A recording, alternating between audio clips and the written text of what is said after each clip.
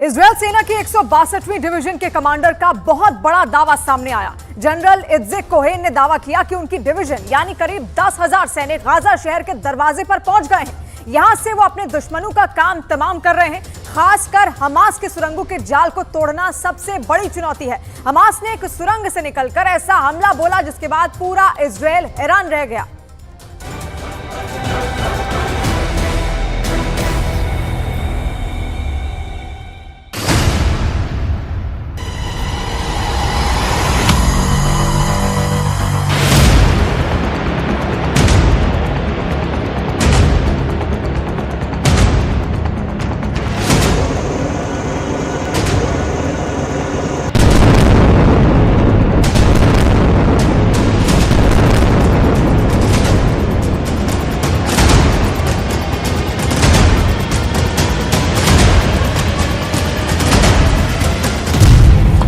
सुरंग का दरवाजा खुला।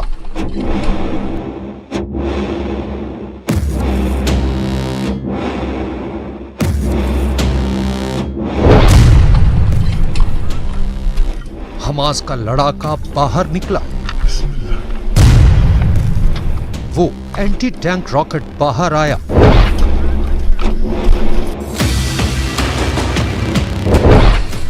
झाड़ियों में छिपते छिपाते दबे पांव आगे बढ़ा।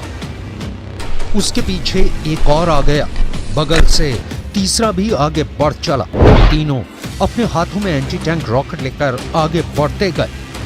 कुछ दूर आगे बढ़ने के बाद निशाना साधता है और फिर एंटी टैंक रॉकेट सीधे टारगेट पर जाकर लगता है। हमले के बाद इजराइल के टावर में आग लग जाती है।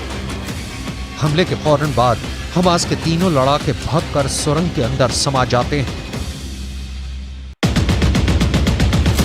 और बॉर्डर के इस पार इजराइल के कैंप में हलचल बढ़ जाती है। ठीक ऐसे ही हमास के लिए सुरंगें सबसे बड़ी और ताकतवर हथियार बनी हुई हैं, तो वहीं इजराइल की सेना के लिए हमास की सुरंगें सबसे बड़ी दुश्मन बनी हुई हैं।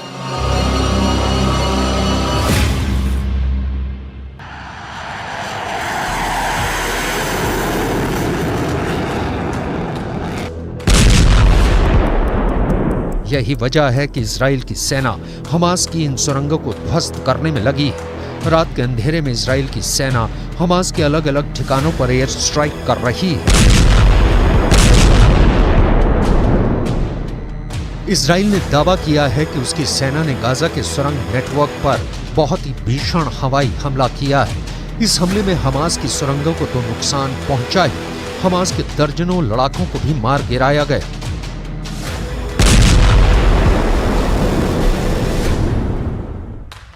इजराइल के हमले में हमास का एंटी टैंक मिसाइल ठिकाना तबाह।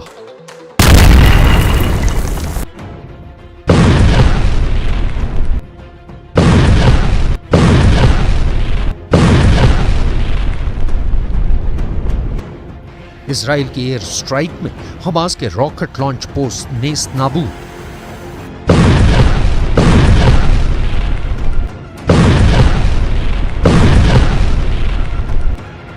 इजराइल ने हवाई हमला कर हमास के मिलिट्री कंपाउंड को उड़ा दिया।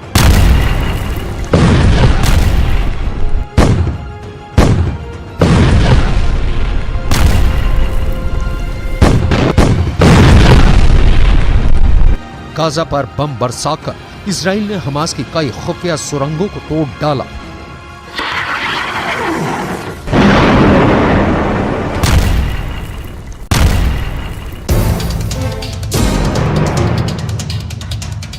इजराइल की सेना के लिए सबसे बड़ी चुनौती हमास का सैकड़ों किलोमीटर लंबा सुरंग नेटवर्क बना हुआ है, क्योंकि इन्हीं सुरंगों से बाहर निकलकर हमास के लड़ाके हमला बोल रहे हैं, इजराइल को नुकसान पहुंचा रहे हैं और फिर सुरंगों में समा जा रहे हैं। हमास की सुरंगों से जुड़े इस दूसरे वीडियो को देखिए। इस वीडियो में दिख रहा है कि हमास के लड़ाके सुरंग खोदने में लगे हैं। सवाल है, क्या हमास सुरंगों का और विस्तार कर रहा है?